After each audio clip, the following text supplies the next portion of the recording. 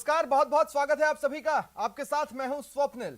हवा में बात करना चीन की पुरानी आदत है। कम्युनिस्ट चीन को आज भी लगता है कि उसके आगे दुनिया की कोई भी ताकत टिक नहीं सकती। चीनी प्रशासन की इसी नासमझी की वजह से वो हर जगह अपनी नाक कटवाता आया है, खासकर भारत में। आज हम आपको यही बताने वाले हैं कि चीन को फिर कैसे शर्मसार होना पड़ा है और कैसे एक फोन कॉल की वजह से आजकल बीजिंग में हड़कंप मचा है। तो चलिए शुरू करते हैं स्पेशल रिपोर्ट।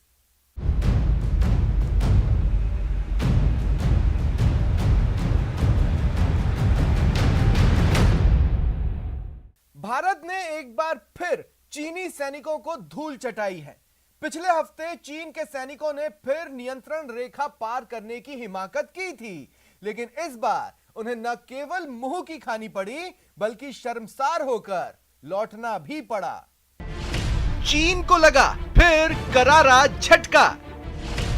सरहद पर उल्टे पांव भागे चीनी सैनिक। भारतीय सैनिकों ने पहले बनाया बंधक, फिर वार्निंग देकर चीनी सैनिकों को छोड़ा। नापाक इरादे लेकर चालबाज चीनी सैनिकों ने सोचा था सरहद पार करेंगे, घूमेंगे फिरेंगे, मनमानी करेंगे और फिर लौट जाएंगे, लेकिन इस बार ऐसा हुआ नहीं। घूमने फिरने और मनमानी की बात तो छोड़िए, उन्हें तो सरेंडर तक करना पड़ा।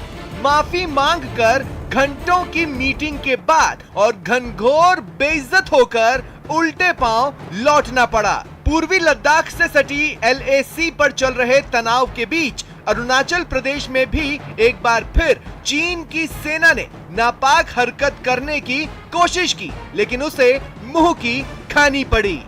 अब तक जो जानकारी मिली है उसके मुताबिक पिछले हफ्ते चीन के करीब 100 सैनिकों ने घुसपैठ की कोशिश की। अरुणाचल प्रदेश के यांगसे सेक्टर में LAC पर घुसपैठ की कोशिश की। इस दौरान भारतीय सेना से चीनी सैनिकों का सामना हुआ। भारतीय सैनिकों ने चीन के कुछ सैनिकों को बंदी बना लिया। कुछ घंटों के गतिरोध के बाद मामले को सुलझा लिया गया। चीनी सैनिकों को वार्निंग देकर वापस लौटा दिया गया, लेकिन बेशर्म चीन बार बार ऐसी हिमाकत करता रहता है और बार बार उसे ऐसी ही बेइज्जती का सामना करना पड़ता है। इसके पीछे कई वजह है। असल में चीन अभी भी इस गुमान में है कि भारत एक कमजोर देश है जो अन्य देशों की तरह उसके दबाव में आ जाएगा। उसे लगता है कि भारत अब तक 1962 की पराजय से उबरा नहीं है, जबकि सच्चाई तो ये है कि चीन की याददाश्त शक्ति काफी सीमित और संकुचित है। इसका सबसे प्रत्यक्ष उदाहरण आपको साइंस ऑफ मिलिट्री स्ट्रेटेजी में मिल जाएगा, जो PLA academy of military science ने 2013 में प्रकाशित की थी। ये भारत पर चीन की अब तक की सबसे विस्तृत कवरेज रही है। इसे अमेरिका स्थित चीन एरोस्पेस स्टडीज इंस्टीट्यूट ने 2021 में अनुवादित किया था। इस पुस्तक के अनुसार दावा किया गया कि शीत युद्ध के पश्चात भारत की नीति दक्षिण एशिया में अपना प्रभुत्व स्थापित करने और चीन के साथ साथ दूसरे देशों के खिलाफ दमदार नीतियां लागू करने की रही है। इतना ही नहीं, चीन को भारत की ताकतवर देशों के साथ बढ़ती दोस्ती का भी आभास नहीं है। यही नहीं, चीन के विशेषज्ञ इस मुगालते में भी रहते हैं कि भारतीयों को अंतर्राष्ट्रीय विषयों का कोई ज्ञान नहीं है और न ही उन्हें इस बात का आभास है कि एक देश अनेक देशों के साथ मधुर संबंध रख सकता है। इसके अलावा चीन ने हमेशा एक बात को अनदेखा किया है और वो है इतिहास। कहते हैं इतिहास से हमेशा सीख लेनी चाहिए। भारत आज नहीं तो कल थोड़ी बहुत सीख ले ही लेता है, लेकिन चीन ने आज तक इतिहास से कोई सीख नहीं ली। 1967 में भी इसी घमंड में उसने भारत पर आक्रमण किया था। लेकिन नाथुला और चोला में भारतीय सैनिकों ने चीन को इतना कूटा कि चीन अपने शिखर पर होते हुए भी कहीं मुंह दिखाने लायक नहीं रहा। मतलब साफ है, ये 1962 वाला भारत नहीं है, बल्कि 2021 का भारत है, जहां वो दुश्मनों को उसके घर में घुसकर मारता है और घर आए दुश्मनों को ढेर करने में देर नहीं लगाता और घुसपैठ करने वालों को या तो ढेर कर देता है या फिर बंदी बना लेता है और फिर वार्निंग देकर रिहा कर देता है कि दोबारा ऐसी हिमाकत मत करना, नहीं तो छोड़े नहीं, मारे जाओगे। भारतीय सैनिकों के साथ साथ कुदरत ने भी चीनी सैनिकों पर जबरदस्त प्रहार किया है। आपको यकीन नहीं होगा कि जम्मू कश्मीर से लेकर अरुणाचल प्रदेश तक की सीमा पर नजर रखने वाले चीन के वेस्टर्न थिएटर कमांड के कमांडर बर्फ के बवंडर से सहम गए हैं। बर्फीली आफत ने शी जिनपिंग के सबसे चहेते कमांडर को मौत की आगोश में ले लिया है।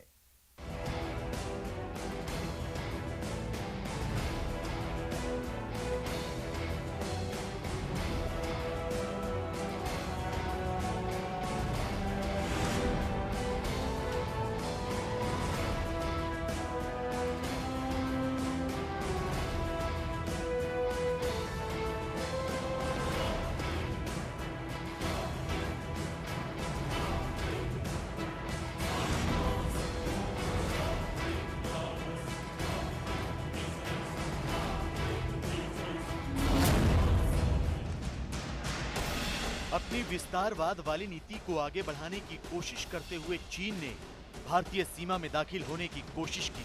चीन की डरपोक फौज ने चोरी छिपे पूर्वी लद्दाख में घुसपैठ की थी, लेकिन भारतीय सेना ने न सिर्फ पीपल लिबरेशन आर्मी के जवानों को पीछे धकेला, बल्कि कूटनीतिक प्रयासों से चीन को झुकने पर मजबूर कर दिया। हालांकि अब भी चीन के करीब 50,000 जवान इस इलाके में मौजूद हैं। चीन के ये जवान अपनी सीमा में रहते हुए भारत को चुनौती देने की कोशिश कर रहे हैं, लेकिन जैसे जैसे सर्दी बढ़ रही है, जैसे जैसे पहाड़ों पर जमी बर्फ की चादर मोटी हो रही है, वैसे वैसे लाल सेना की सांसें भी उखड़ने लगी। लद्दाख की भीषण ठंड और कम ऑक्सीजन अब चीनी सैनिकों के लिए जानलेवा साबित हो रही है। चीन के सैनिक कई तरह की बीमारियों से जूझ रहे हैं। यही नहीं, चीन की फौज ने अपने सबसे काबिल कमांडर को खो दिया है। चीन के अखबार साउथ चाइना मॉर्निंग पोस्ट की रिपोर्ट के मुताबिक चीन सेना के सबसे बड़े पश्चिमी थिएटर कमांड के कमांडर रहे झांग जुडोंग की मौत हो गई। वो सिर्फ 6 महीने ही लद्दाख की चुनौतीपूर्ण परिस्थितियों को झेल पाए। इस दौरान उन्हें पेट से जुड़ी बीमारी हुई और इलाज के दौरान उनकी मौत हो गई। झांग जुडोंग ने बीमारी के कारण इसी साल जून में अपने पद से इस्तीफा दिया था। यही नहीं, जुडोंग की जगह पश्चिमी थिएटर कमांड के कमांडर बनाए गए जनरल शू भी बीमार चल रहे हैं। सूत्रों की माने तो जनरल शू भी पेट की बीमारी से जूझ रहे हैं। इसी वजह से उन्होंने पश्चिमी थिएटर कमांड का कमांडर बनाए जाने के मात्र 2 महीने बाद ही अपने पद से इस्तीफा दे दिया, जिसके बाद अब वेस्टर्न थिएटर कमांड की जिम्मेदारी जनरल वांग हैजियांग को सौंप दी गई। एक अफसर दिमागी तौर पर लड़ता है, ना कि फिजिकल, क्योंकि ठंड सबको बराबर लगती है। मुझे लगता है लद्दाख में जिस तरीके से चीन को सेटबैक मिलता चला जा रहा है, टू दी एक्सटेंड कि अगर सर्दी से रिलेटेड बीमारियों से उनके एक थिएटर कमांडर तक की डेथ हो जाए, मेरे हिसाब से शर्म की बात है।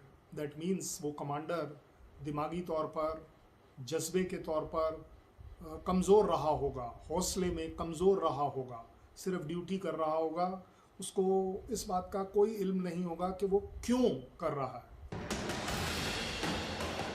चीन के लिए जनरल झांग जुडोंग की मौत और जनरल शू की बीमारी किसी सदमे से कम नहीं, क्योंकि ये दोनों ही जनरल राष्ट्रपति शी जिनपिंग के पसंदीदा जनरल थे। जिनपिंग इन दोनों पर आंख मूंद कर यकीन करते थे। यही नहीं, जनरल झांग और शू दोनों ही उभरते हुए सितारे की तरह, लेकिन 58 साल की झांग जुडोंग को पूर्वी लद्दाख के सर्द मौसम ने मार डाला और जनरल शू बिस्तर पर है। गौर करने वाली बात यह कि पिछले 9 महीने में 3 बार चीन को अपने वेस्टर्न थिएटर कमांड के कमांडर को बदलना पड़ा।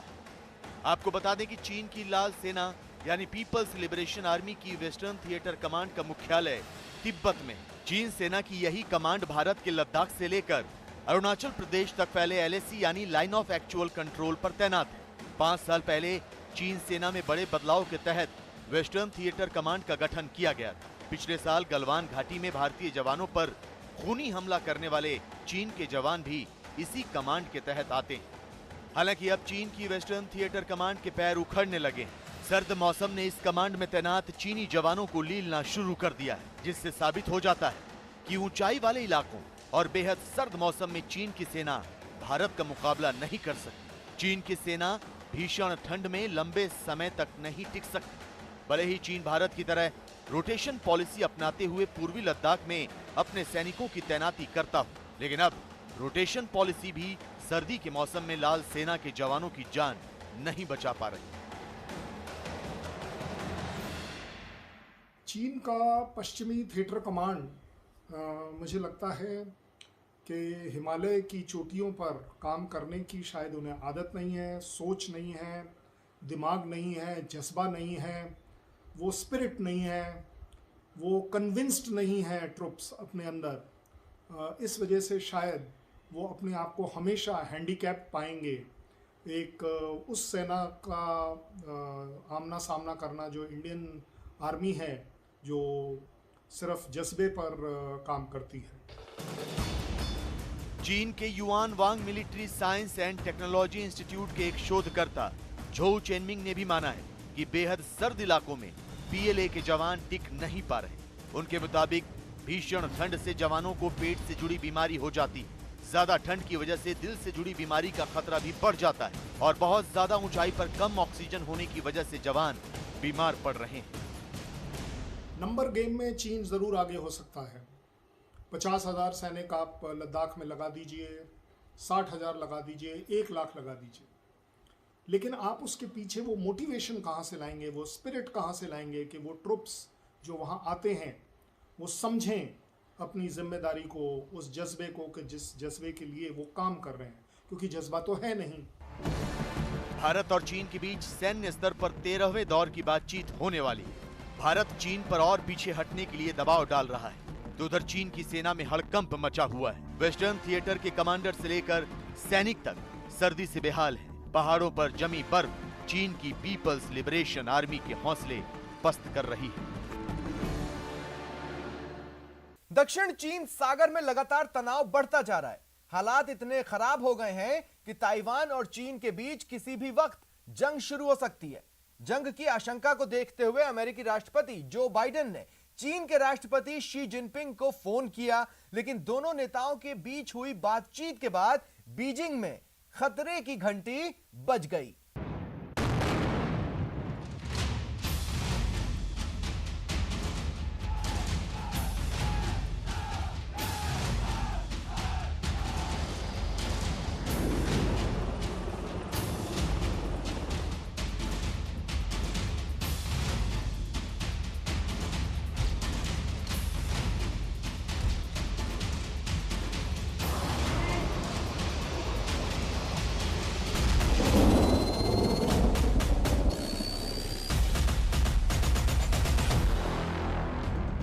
शी जिनपिंग वो शख्स जो माओ के दिखाए रास्ते पर चलता है, वो शख्स जो साम्यवाद का चोला ओढ़कर दूसरे देशों की सीमाओं को लांघने की कोशिश करता है, वो शख्स जो अपनी ताकत दिखाने के लिए जंग से भी परहेज नहीं करता, वो शख्स जो अपने मुल्क का दायरा बढ़ाने के लिए विस्तारवाद की रणनीति पर अमल करता है। लेकिन अब चीन के राष्ट्रपति शी जिनपिंग क्यूबा से भी छोटे देश ताइवान पर कब्जा करने की तैयारी कर रहे हैं। टेक्नोलॉजी के दम पर दुनिया में अपनी पहचान बना चुके ताइवान पर काबिज होने के लिए शी जिनपिंग की लाल सेना लगातार शक्ति प्रदर्शन कर रही है। 1 अक्टूबर से लेकर अब तक चीन के करीब 150 लड़ाकू विमान ताइवान की सीमा में दाखिल हो चुके हैं, जबकि ताइवान के वायु रक्षा पहचान क्षेत्र में इस साल 600 से ज्यादा चीनी लड़ाकू विमानों ने उड़ान भरी है। चीन के लड़ाकू विमानों ने मार्च 2019 में ताइवान में ऐसी उड़ानों की शुरुआत की थी। इसके बाद अकेले दक्षिण पश्चिम क्षेत्र में 380 बार चीनी विमान घुसे, जहां आमतौर पर 1 से 3 धीमी गति से उड़ने वाले टर्बो प्रॉप विमान भेजे जाते हैं। Although China's flights cause a lot of pressure on our Navy and air defense forces, this is also a boost for us, urging us to be prepared for combat. पूरे घटनाक्रम से साफ हो जाता है कि आज चीन और ताइवान के रिश्ते पिछले 40 सालों में सबसे खराब दौर में हैं। चीन लगातार ताइवान की सीमा लांघने की कोशिश कर रहा है। ताइवान चीन को चुनौती देने के साथ युद्ध के लिए ललकार रहा है। और तो और आग में घी डालने का काम करता चीन का सरकारी मीडिया समंदर में संग्राम का बिगुल फूंक रहा है। चीन के लड़ाकू विमानों की ताइवान में घुसपैठ के बाद ताइवान के रक्षा मंत्री चिऊ कू-चेंग ने कहा है कि 2025 से पहले चीन उनके देश पर बड़ा हमला करेगा। वहीं चीन के सरकारी अखबार ग्लोबल टाइम्स ने लिखा है कि ताइवान आग से खेल रहा है। ताइवान के रक्षा मंत्री ने कहा है कि अगर चीन हमला करता है तो उसका जवाब देने के लिए ताइवान तैयार है, जबकि ग्लोबल टाइम्स ने लिखा है कि ताइवान को चीन से भिड़ने से पहले 100 बार सोचना चाहिए। 1 अक्टूबर को भेजा जब चीन का नेशनल डे था, 2 अक्टूबर को भेजा, 4 अक्टूबर को भेजे और ताइवान ने इसका कड़ा विरोध किया। ताइवान ने कहा कि इसके गंभीर परिणाम होंगे। दोनों के बीच में टेंशन बढ़ती जा रही है और चीन की ये पॉलिसी है कि ताइवान को एक दिन चीन में मिलाना है। ताइवान को चीन हमेशा अपना हिस्सा मानता है। शी जिनपिंग ने शुरू से ही अपना एजेंडा रखा है और जिस तरह से आज टेंशन बढ़ रही है, कोई बड़ी बात नहीं कि चीन इसके लिए कब्जा करने के लिए पूरी कार्रवाई कर ले। ताइवान में हवाई घुसपैठ और ताइवान की चेतावनी पर चीन की तरफ से अब तक कोई आधिकारिक बयान सामने नहीं आया है, लेकिन ताइवान की सीमा लांघते चीन के लड़ाकू विमान ये जरूर जाहिर करते हैं कि ड्रैगन ताइवान पर नियंत्रण स्थापित करने की कोशिश कर रहा है। दक्षिण चीन सागर में लगातार गर्माते हालात का अंदाजा अमेरिका को भी लग चुका है। इसीलिए ताइवान के बाद अब अमेरिका ने भी चीन को अंजाम भुगतने की चेतावनी दी है। अमेरिका और उसके सहयोगी ब्रिटेन ने दक्षिण चीन सागर में अपने 3 एयरक्राफ्ट कैरियर यानी विमान वाहक युद्धपोत तैनात कर दिए हैं, जबकि फिलीपींस सागर में अमेरिका के 2, ब्रिटेन और जापान के 1 युद्धपोत ने सैन्य अभ्यास शुरू कर दिया है। व्हाइट हाउस की ओर से बयान जारी करते हुए कहा गया है कि चीन को ताइवान के खिलाफ किसी भी तरह का कदम उठाने से पहले नतीजों के बारे में सोचने की जरूरत है। इसके अलावा अमेरिका के राष्ट्रपति जो बाइडेन ने खुद ताइवान के मसले पर चीन के राष्ट्रपति शी जिनपिंग से फोन पर बात करके चीन को खरी खरी सुनाई और उनसे सवाल भी पूछे। उनके आए दिन युद्धपोत वहां जाते रहे, उनके सीनियर ऑफिसर्स वहां विजिट करते रहे और ताइवान को अमेरिका के हथियार लगातार मिलते रहे। चीन ने इसका कई बार कड़ा विरोध भी किया और अब अमेरिका ने 3 एयरक्राफ्ट कैरियर वहां भेजे और साथ ही साथ यूरोप का 1 युद्धपोत, जापान का 1 युद्धपोत मिलकर वहां पर ताइवान सागर में एक्सरसाइज कर रहे हैं। ये दिखा रहे हैं कि ताइवान के साथ वो खड़े हैं। चीन की विस्तारवादी नीति नहीं चलेगी। जाहिर है चीन और ताइवान की रंजिश रणभूमि की ओर बढ़ती जा रही है। ऐसी रणभूमि जहां आमने सामने सिर्फ यही 2 मुल्क नहीं होंगे, बल्कि अमेरिका और उसके सहयोगी भी मौजूद होंगे। मतलब ये कि चीन को ताइवान के साथ सुपर पावर अमेरिका और उसके सहयोगियों का सामना भी करना पड़ सकता है। लिहाजा चीन भी सावधान है और उसने अमेरिका से बातचीत का रास्ता बंद नहीं किया है। अमेरिकी प्रशासन के एक वरिष्ठ अधिकारी की माने तो अमेरिका और चीन आपसी तनाव को बातचीत के जरिए सुलझाने पर राजी हो गए। दोनों ही देश इस बात पर भी राजी हुए कि इस साल के आखिर तक जो बाइडेन और शी जिनपिंग का वर्चुअल सम्मेलन भी होगा। इसमें दोनों एक दूसरे से सीधी बात करेंगे और तनाव को कम करने की तरफ कदम आगे बढ़ाएंगे। बहुत मुमकिन है कि इस वर्चुअल सम्मेलन में दक्षिण चीन सागर का मुद्दा भी उठाया जाए। इसके अलावा जो बाइडेन जिनपिंग के सामने हांगकांग और शिनजियांग में मानवाधिकारों के उल्लंघन का मामला भी उठा सकते हैं। अमेरिका और चीन संवाद से समाधान तलाशने को राजी हो गए, लेकिन चीन संवाद के बाद विवाद को जन्म नहीं देगा, इसकी कोई गारंटी नहीं। जबकि चीन को भी पता है कि ताइवान दुनिया का अकेला ऐसा मुल्क है जिसे टेक्नोलॉजी की दुनिया का बेताज बादशाह माना जाता है। दुनिया के बाकी देशों की तरह चीन भी ताइवान में बनने वाली एडवांस्ड सेमीकंडक्टर चिप्स पर निर्भर है। ऐसे में ताइवान के साथ जंग चीन पर तो भारी पड़ेगी, पूरी दुनिया पर इसका असर होगा। पर जिस तरह के अभी हालात हैं, जिस प्रकार बाकी देश आज ताइवान के साथ खड़े हुए हैं और जिस प्रकार से ताइवान को अत्याधुनिक हथियार दिए जा चुके हैं और ताइवान के पास लेटेस्ट टेक्नोलॉजीज हैं, उससे नहीं लगता कि चीन अपनी उस फिलॉसफी में कि बिना युद्ध के ताइवान को अपने मिला ले। फिलहाल दक्षिण चीन सागर अशांत है। पानी में युद्ध पोतों और जंगी जहाजों के साथ आसमान में लड़ाकू विमानों का शोर खौफ पैदा कर रहा है। अमेरिका और ताइवान दोनों बातचीत के जरिए चीन से जारी विवाद को खत्म करने की कोशिश कर रहे हैं, लेकिन ड्रैगन भी विवाद खत्म करना चाहता है। ऐसा सोचना गलत होगा। फिलहाल इतना ही, दीजिए पूरी टीम को इजाजत। नमस्कार।